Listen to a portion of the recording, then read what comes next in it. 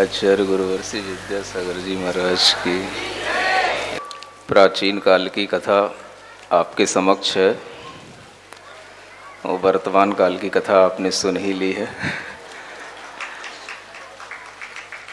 फिर भी परंपरा के बतौर आप लोग हमेशा से ऐसा सुनते आए हैं कि पनागर में कथा वाचन होता है और संयोग से मुझे इस कथा की एक प्रति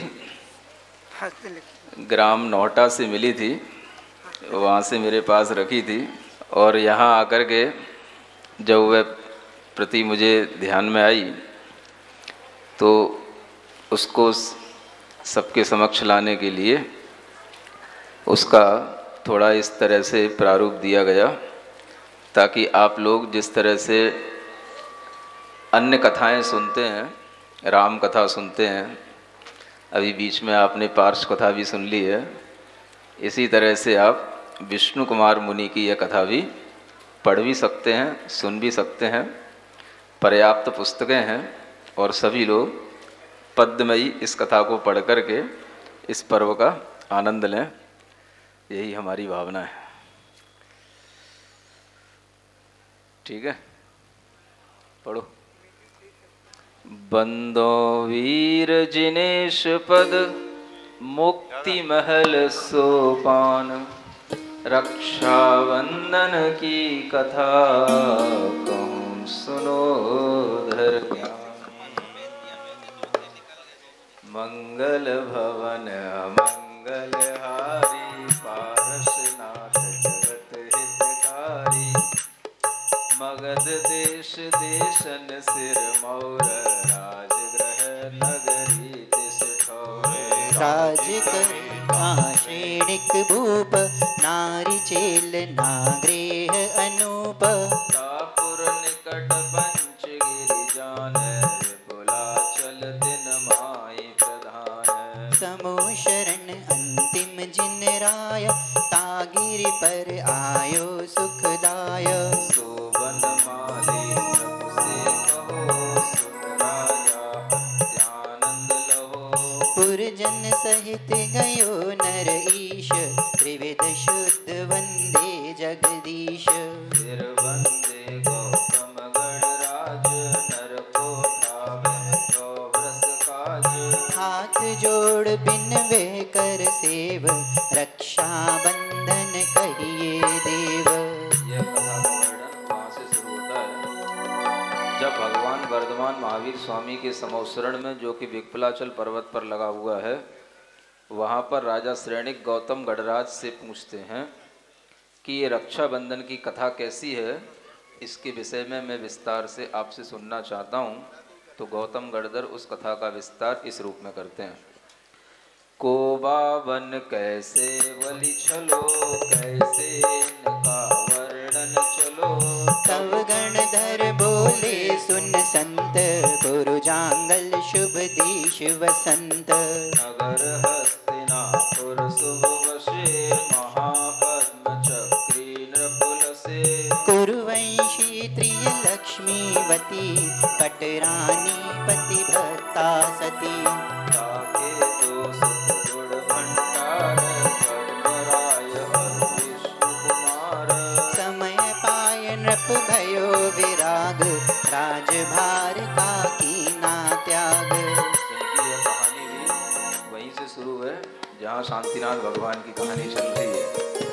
वह हस्तिनापुर जो कुरुजांगुल देश में माना जाता है, वहाँ पर वह कुरुवंशी राजा महापद्म नाम के थे।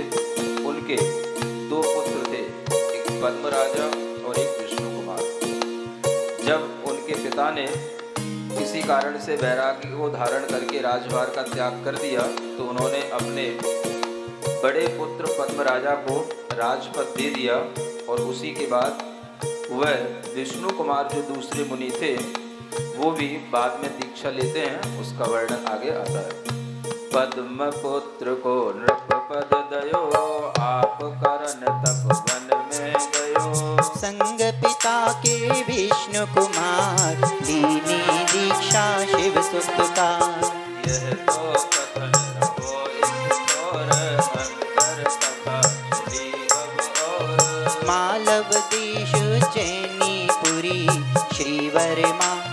नीति सुधुरी। यह तो बात यहाँ की यहीं पर छोड़ देते हैं कि उन महापद्म राजा के साथ में विष्णु कुमार जो उनके लघु पुत्र थे वो भी दीक्षा ले लेते हैं और वो तपस्या करने लग जाते हैं।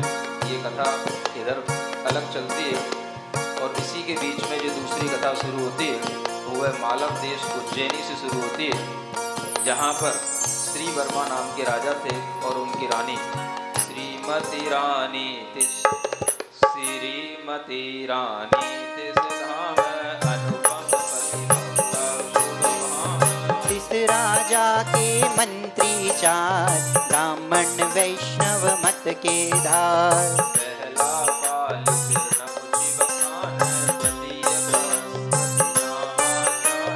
चौथा तास नाम प्रहलाद, जैन धर्म से धरे विशाल।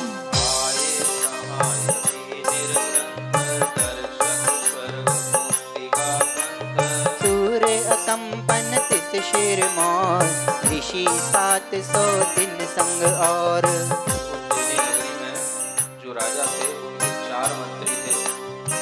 एक का नाम बाली था, दूसरे का नाम नमुची था, तीसरे का नाम बृहस्पति था और चौथे का नाम प्रहलाद था। ये चारों मंत्री जैन धर्म से और जैन गुरुओं से द्वेष रखने वाले थे। संयोगवश उसी उज्जैनी नगरी में अकंपन आचार्य का संघ आया, जिनके साथ में 700 मुनि महाराज थे। पुर के बाहर मन है जहाँ, करत विहार हुआए तहाँ। उतरत सुनी यह बात, जो नृप के मंत्री विख्यात। सो है जिन मत द्वेषी सर्व, धरन विभव विद्या का गर्व। सब गुरु ने सब शिष्य बुलाए, दिन से यह भाषी समझाए। राजा मंत्री भावे जबे, कहो मौन मत बोलो कबे। मत द्वेषी से करहो बात, तो वे व्यर्थ करें उत्पात। उस समय पर अकंपन आचार्य को ये बात पता पड़ी कि यहाँ का जो राजा है और उस राजा के जो मंत्री हैं, वे मंत्री जिन मत से द्वेष करने वाले हैं और उन्हें ये भी सुनने में आया कि वह राजा अपने मंत्रियों के साथ में यहाँ पधार रहा है, यहाँ दर्शन करने के लिए भी आ रहा है। तो उस समय पर अकंपन आचार्य ने अपने सभी शिष्यों को बुला करके समझाया कि जब इस तरह से राजा और मंत्री आए तो उनसे कोई भी अलग से बैठ करके कोई भी चर्चा नहीं करना, क्योंकि उनके मन में द्वेष का भाव है और वे व्यर्थ का उत्पात कर सकते हैं। इस तरह से उन आचार्य की बात को पूरे संघ ने मान लिया। तामे कुशल संग को नाही, यह वर्षे मेरे मन माही। मत द्वेषी से करो विवाद, तो बढ़ेगा व्यर्थ विषाद। कोटि संगति नृप की जहाँ, होय उपद्रव निश्चय तहाँ। या से सवे मौन व्रत गहो, काहू से कुछ बात न कहो। एवमस्तु सब शिष्यों कही, गुरु की आज्ञा दृढ़ कर कही। श्रुत कीर्ति मुनि, ताने गुरु आज्ञा न हुई। प्रथम गयो गुरु भिक्षा काज, पीछे आज्ञा दी ऋषिराज। यह तो कथन रहो इस ठोर, आगे सुनो कथांतर और। सभी शिष्यों ने गुरु की आज्ञा सुन ली थी। कुछ कारण रहा होगा। एक श्रुत कीर्ति नाम के मुनि महाराज थे, वह उस समय पर उस समूह में उपस्थित नहीं थे और वह आहार आदि के निमित्त से किसी दूसरे नगर में गए थे। और जब वह उन्हें आज्ञा के बारे में जानकारी नहीं थी, तो जब वो लौट करके आते हैं तो उन्हें पता नहीं था कि हमारे गुरु ने ऐसी आज्ञा दी है। उसी बीच में यह एक और कथांतर घटित होता है। पूर्व में यह श्रावक जन सुनी, आए वन में बहु मुनि मुनि। तब सब चले बंदने काज, तो जाति देखे महाराज। मंत्र से नभ ऐसे कही, सब हर्षित धाये, तब बोले मंत्री सुन राय। उन मंत्रियों ने जब ये देखा कि सारा नगर उन आचार्य और उन मुनियों के दर्शन करने के लिए उमड़ता चला जा रहा है और सब हर्षित होकर के एक ही तरफ जा रहे हैं, तो उस समय पर वह मंत्री राजा से कहते हैं कि इस तरह से इस पब्लिक का एक तरफ जाने का क्या कारण है, तो बताते हैं। जैन के गुरु आए नंद, तहाँ जात सब करें उमंग। तब नप बोले हम भी जात, देखें तो वे कहा करात। मंत्री कहे न दर्शन योग, कहे न दर्शनीय लोग। नप बोले हम देखें जाए, देखें से क्या पाप लगाए। वह राजा जिनमत का विद्वेषी नहीं था, वह चारों मंत्री भीतर से जिनमत के प्रति द्वेष धारण करने वाले थे। उन चारों मंत्रियों ने राजा के लिए जब इस तरह से बताया तो राजा ने कहा कि हमें भी उनके पास चलना है और देखना है कि वे क्या करते हैं। मंत्रियों ने उन्हें रोका और रोकने के उपरांत भी राजा का मन नहीं माना।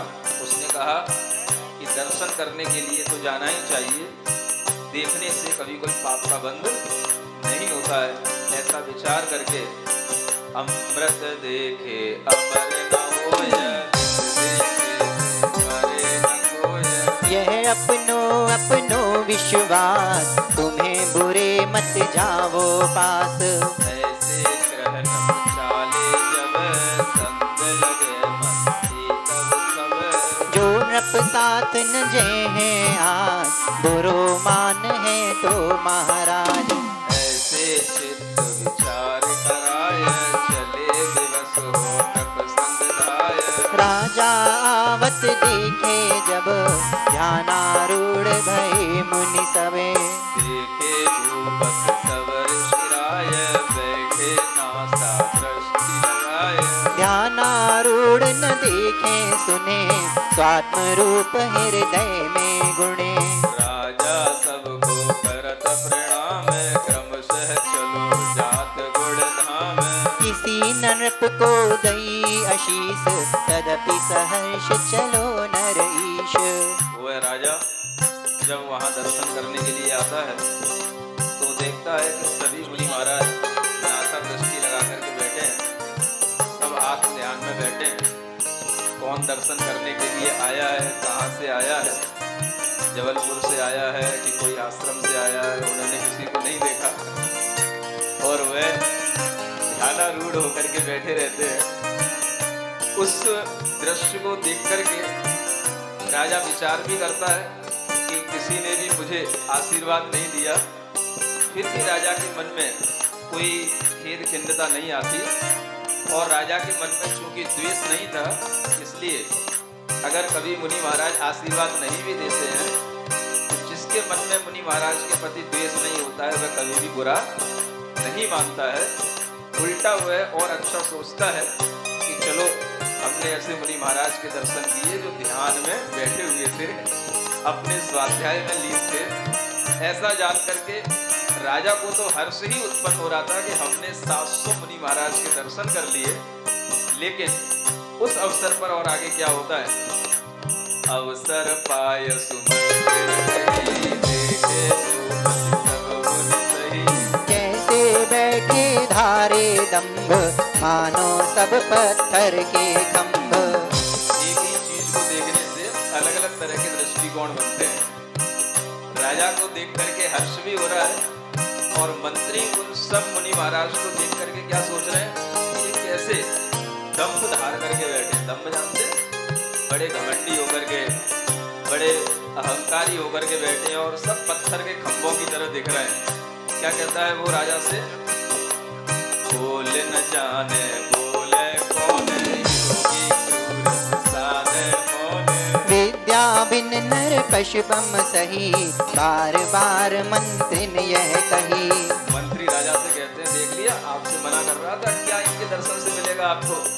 बोलना तक तो जानता नहीं है और बोलने नहीं जानते हैं इसीलिए बोलते नहीं है। ये सब क्रूर योगी हैं, मौन धार करके बैठे बिना ज्ञान के बिना विद्या के हैं, ये मनुष्य होकर के पशुओं के समान हैं। इस तरह से वो बार बार मंत्री कहता है, करत ठठोली जाते चले आगे पुर अपने कोले। कर भोजन श्रुत सागर मुनि आवत देखो मंत्र गुणी। आपस में बोले विसाय तरुण वृतवैक आवत धाय। निकट मुनीश्वर आए जबे मंत्रिन करी ठठोली सबे। ठठोली समझते हो? सभी मंत्री राजा के साथ में ठठोली करते हुए चले जा रहे थे। ठठोली माने आपस में मजाक करते हुए चले जा रहे थे। और उसी समय पर जो एक मुनि महाराज जिन्होंने गुरु महाराज की आज्ञा को सुन नहीं पाया था, वो आहार के निमित्त कहीं बाहर गए थे, आहार से लौट करके आ रहे थे वो सागर मुनि महाराज। और उनको आकर के जब सामने आते हुए वो देखते हैं तो कहते हैं, देखो एक बैल चला आ रहा है, क्या बोलते हैं। और उस समय पर फिर वह मंत्री उन मुनि महाराज को देख करके हंसने लगते हैं, ठठोली करने लगते हैं, मजाक करने लगते हैं। और उस समय पर क्या वार्ता होती है, तक्र पीत युग पुष्प भरत आए भले पुरंदर संत। सब मुनिवर यों बोले तहाँ तक्र पीत देखो तुम कहाँ। अब इस में पूछो एक श्री महाराज करो विवेक। गाय योनि में ये द्विज कहें 33 कोटि देवता रहे।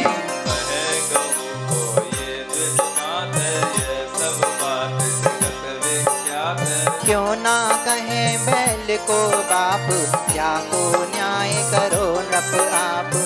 ये कुछ इस तरह का बात विवाद उन्होंने शुरू कर दिया कि मुनि महाराज क्या खा करके आ रहे हैं, क्या पी करके आ रहे हैं। तो कुछ लोग ऐसे होते हैं जो तक्र हो, दूध हो और गोमूत्र हो सब बराबर मानते हैं, लेकिन जैनी लोग इस तरह का विवेक रखते हैं कि गौमूत्र कभी दूध के बराबर नहीं हो सकता। दूध तो पीने की चीज होती है, लेकिन गौमूत्र कभी पीने की चीज नहीं होती है। और इस तरह का कुछ जब बात विवाद बढ़ा आगे तो फिर वो बात सामने आ गई। और उस समय पर जो उस विवाद में राजा को उन मुनि महाराज ने समझाया कि क्यों गाय का दूध और गाय के मूत्र में क्या अंतर होता है, और दूध क्यों भक्ष्य है, पेय है, और मूत्र क्यों नहीं है। तो राजा को बात समझ में आ गई। और राजा की जब बात समझ में आ गई तो मंत्री जो विद्वेषी थे, जब ये देखते हैं कि राजा इन मुनि महाराज से संतुष्ट हो गया है, तो उन मंत्रियों को अपने आप ऐसी लज्जा आने लगी कि इन मुनिराज ने मेरा अपमान कर दिया है और राजा की दृष्टि में मैं भी अपमानित हो गया हूँ।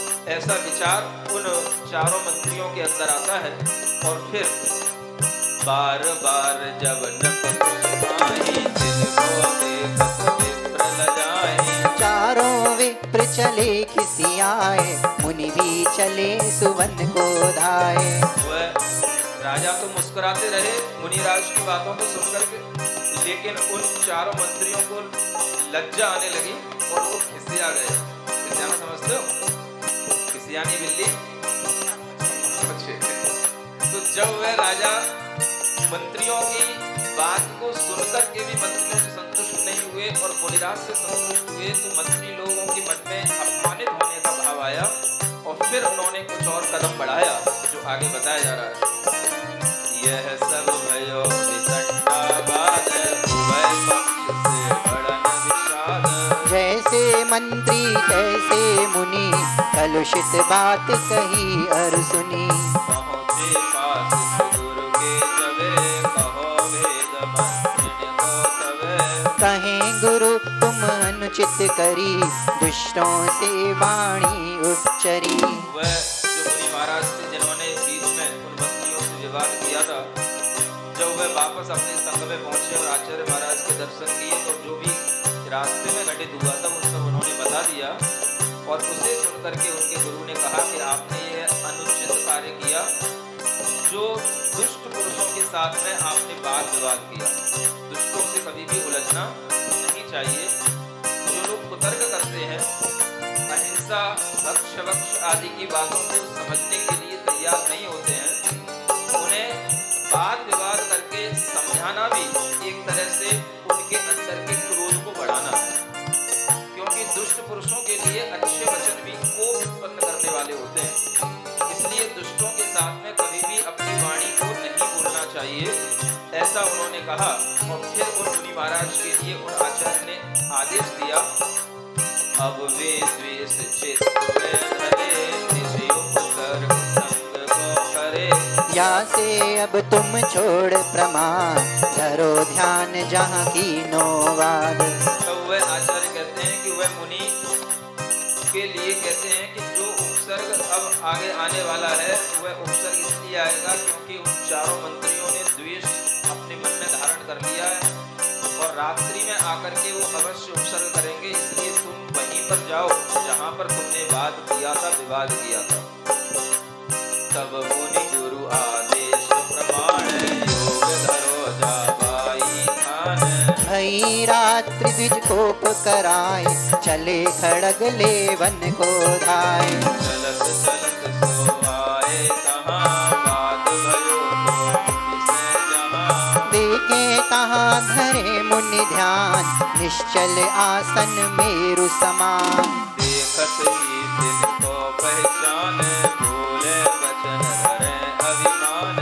याही ने की ना अपमान, या से हनो इसी के प्राण। वे मुनि राज के घात करने के लिए, संग का नाश करने के लिए वो चारों मंत्री चले जा रहे थे। उसी समय पर वह रास्ते में देखते हैं कि यह जिनसे हमारा विवाद हुआ था ये तो यहीं खड़े हुए हैं, इसलिए सबसे पहले इन्हीं का घात करना चाहिए क्योंकि इन्हीं ने हमारा अपमान किया है। ऐसा विचार करके औरों का क्यों की आदि कही न बात। सब मिल या को मारे आप, या से लगे बराबर पाप। और वे सब उनको मारने के लिए तैयार हो गए। ऐसा होता है, संग होता है और संग होने के बावजूद भी जिसके साथ में जैसा संयोग होता है उसके साथ वैसे ही निमित्त बन जाते हैं। अभी महाराज जब आप सुना रहे थे तो आप ये सोच सकते हैं कि उस समय हम 4 मुनि महाराज थे। संयोग की बात ऐसी बनी कि 3 मुनि महाराज तो आगे चल रहे थे और मैं अकेला पीछे चल रहा था। और जो व्यक्ति था उस रास्ते पर, उसने तो उन 3 मुनि महाराजों से केवल बातचीत की और थोड़ा सा क्रोधित हुआ, लेकिन जब मेरा उस स्थान तक आने का नंबर आया, मैं उस स्थान से गुजरने का जब मेरा क्रम आया, तब तक वह अपने आप ही इतना क्रोधित हो चुका था कि उसने जो दुकान में कटारियां रखी रहती वो कटारी अपने दुकान से निकाल दी। और ये बिहार का ही बात है, बिहार का इलाका है जहाँ मैं अक्सर देखा करता था रास्ता चलते हुए कि लोग उन कटारियों से मुर्गे मुर्गी ऐसे काट देते हैं जैसे आप कोई भी चीजें लकड़ी को तोड़ देते हैं। ऐसे निर्दयी लोग वहाँ रहा करते हैं। और उस रास्ते पर जब वो आदमी कटारी लेकर के सामने खड़ा हो गया तो उस समय पर बिल्कुल मेरे मन में यही विचार आ रहा था जैसे श्रुत सागर मुनि के साथ घटित हो रहा है कि मैं अकेला ही इस उपसर्ग को झेलूंगा और अकेला ही अब इस उपसर्ग को झेलने के लिए मुझे तैयार होना पड़ेगा। तीनों मुनि महाराज आगे निकल चुके थे। महाराज बता जरूर रहे आपको कि ऐसा हुआ वैसा हुआ, हम देख रहे थे, लेकिन महाराज को ये पता पड़ गया था कि ये आदमी वहां पर खड़ा हुआ है और मुनि महाराज पीछे आ रहे हैं।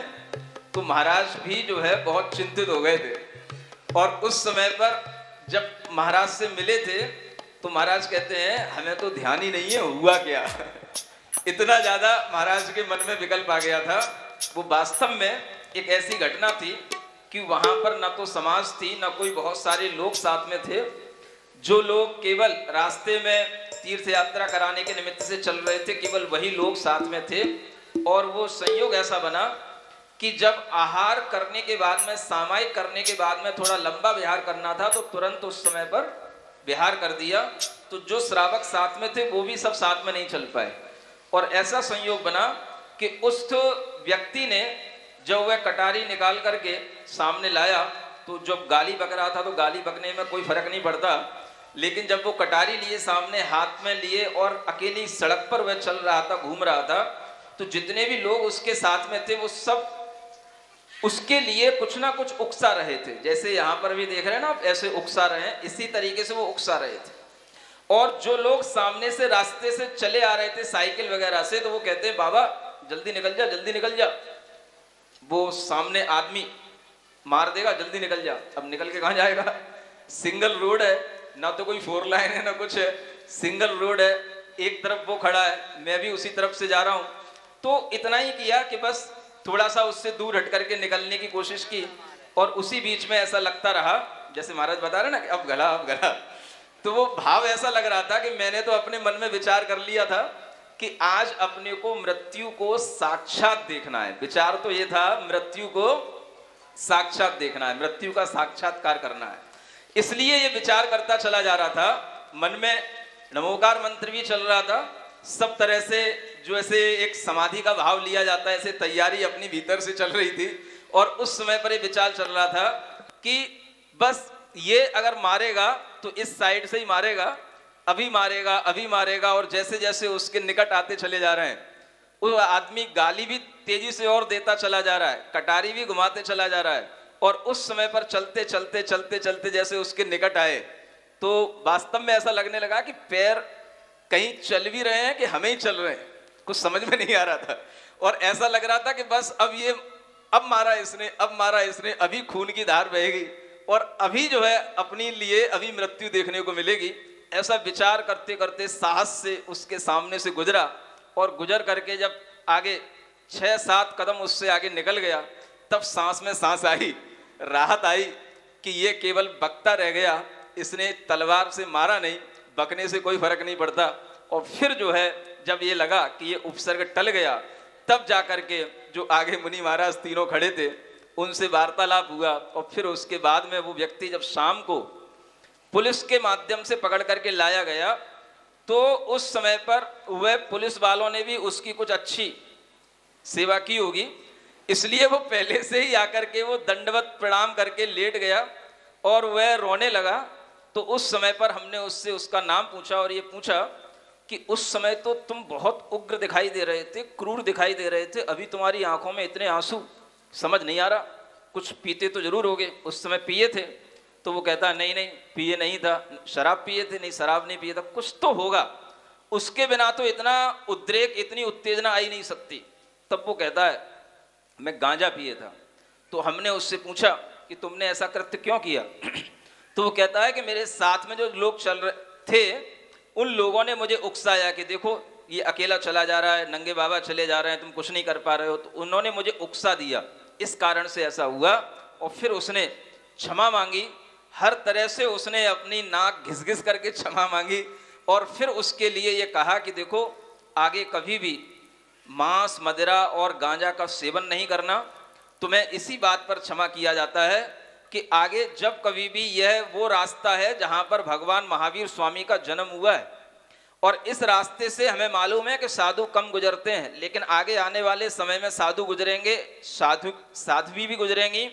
कभी भी अगर इस तरीके का आपको दृश्य देखने को मिले तो आगे याद रखना, उनके साथ उनके सामने आकर के प्रणाम करना, और आइंदा उनके सामने कभी इस तरह से गलती मत करना जैसी तुमने आज की। यही तुम्हारे लिए सबसे बड़ा दंड है, यही प्रायश्चित है।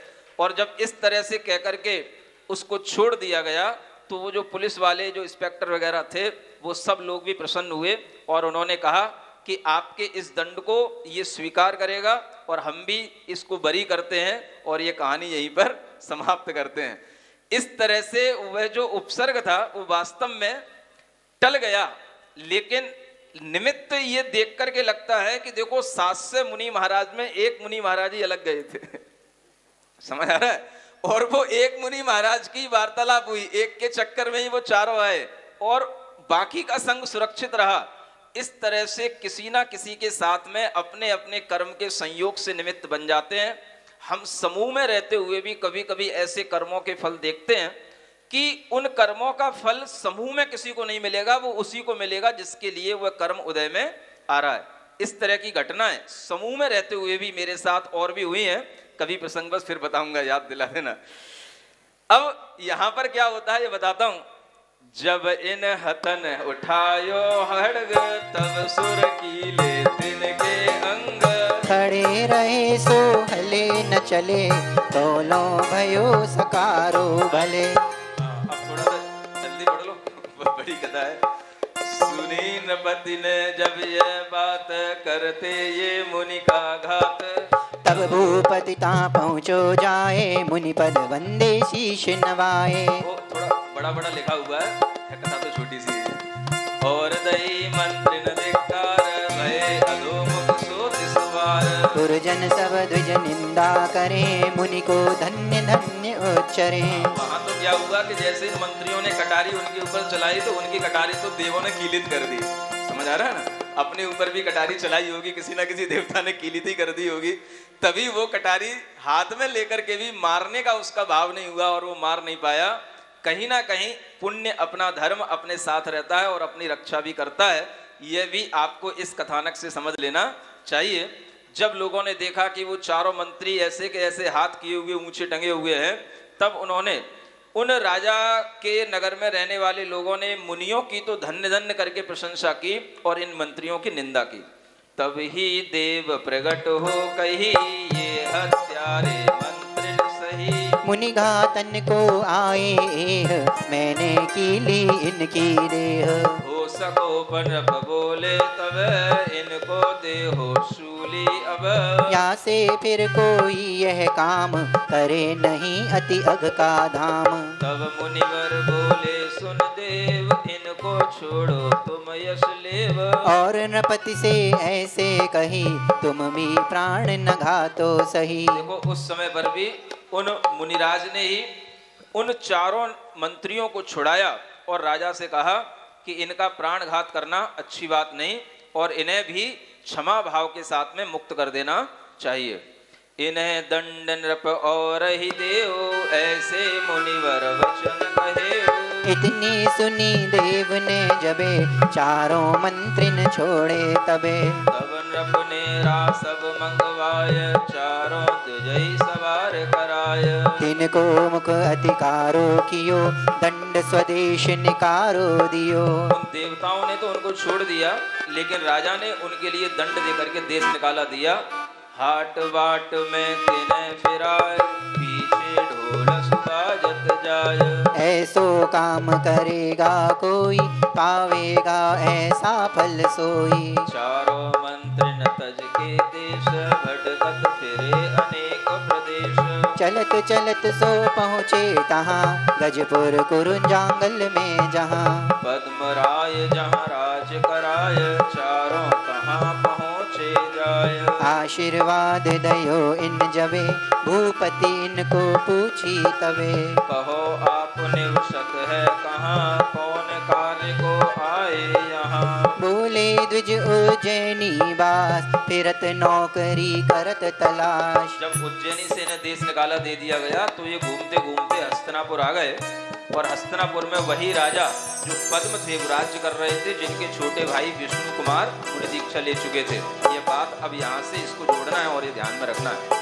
सो आए तुम्हारे दरबार, होवे कार्य समारे सार। तब बलि को मंत्री पद दयो, राजभार ताको सौंपयो। वहाँ के राजा पद्म ने उस बलि राजा को, बलि मंत्री को अपना राजपद देकर के, राजभार देकर के उसको मंत्री बनाया। यथा योग्य और को काम, दयो बताय पति लिखे नाम। ऐसे रहत कुछ दिन गए, नृपहि एक दिन पूछत भय। कैसे दुर्बल भय शरीर, रहत कहा तन तुमरे पीर। जो कुछ हो ये सुदीहु बताए, ताको अब हम करें उपाय। ऐसा काम जगत में कौन, हमको कठिन बताओ कौन। तब राजा बोले सकुचाय, हम सेवक सो नवे न आए। पिता हमारे थे चक्रेश, जिनके सेवक सर्व नरेश। वे तप करने वन को गए, उन पीछे भूपति हम भये। नृपति सिंह बल एक कहा, बसंत कुटुंब में शोभा। पहले सेवक हमरो रहो, अब वह मानत नाही कहो। ताका है